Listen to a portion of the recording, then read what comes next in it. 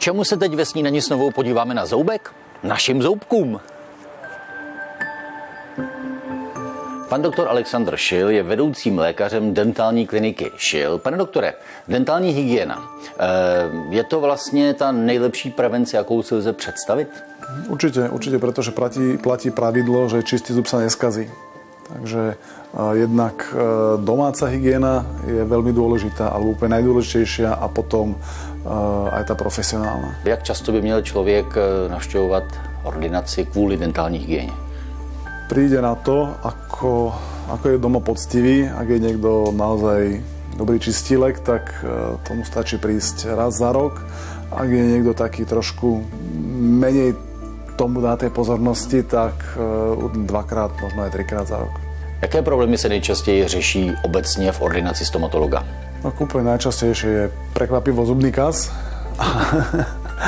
a zubný kameň. Dentálna hygiena už definície pomáhá udržovať ústnu dutinu čistú.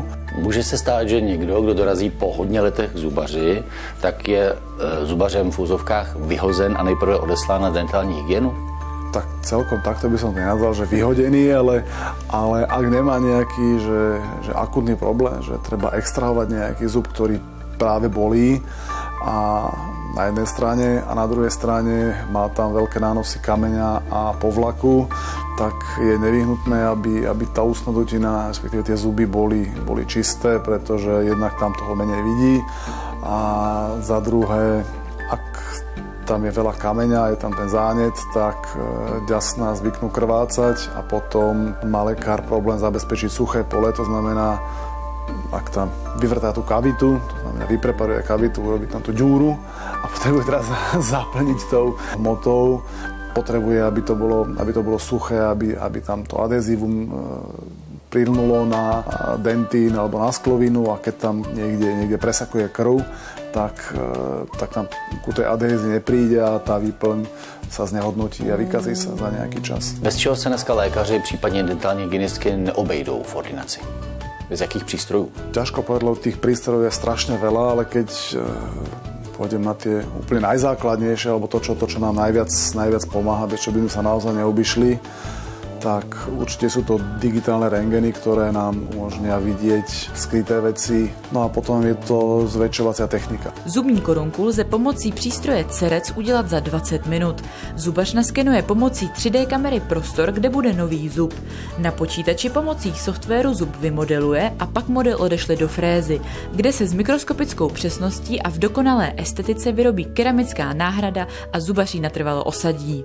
Může to znít možná jako alibismus u někoho, ale někdo říká, já prostě k zubaři nemůžu, já mám panickou hrůzu. Jak s těmito pázlivými pacienty pracujete? Tak keď niekto takýto príde, závisí to od toho, že ten stupeň tej panickej hrôzy, aký je. Mám skúsenosť s pacientami, ktorí prišli s tým, že oni si nedajú robiť nič bez toho, aby sme ich uspali, aby sme robili celkové anestéze. A po dohovore a potom, že ako sme urobili na začiatok nejakú malú vec v lokálnej anestéze, tak proste sme sa dopracovali k tomu, že úplne všetky, aj veľké chirurgické zákroky sme robili iba v lokálnej anestéze. Potom máme možnosť analgosedácie, keď je pacient v takom nejakom zníženom vedomí, nemá strach, a najvyšší stupeň je celková anestéza, keď pacient spí. To používame vtedy, keď je pacient naozaj veľmi bázlivý, veľmi vystrašený. Dentální hygiena rovná se u zubního ošetření vlastně prevence, která může potom každému z nás ušetřit docela dost peněz, že ano? Určite áno. Platí asi taká poučka, že každá koruna, ktorú investujeme do prevencie, nám ušetrí minimálne 10 na následnom ošetrení. Sme u plomb, sme u koruniek, u kanálkov, implantátov a tak ďalej. Na závěr bych rád řekl, že pokud si rady odborníka vezmete alespoň trošku k srdci, tak bych to s vaším chrupem do budoucna viděl docela růžově.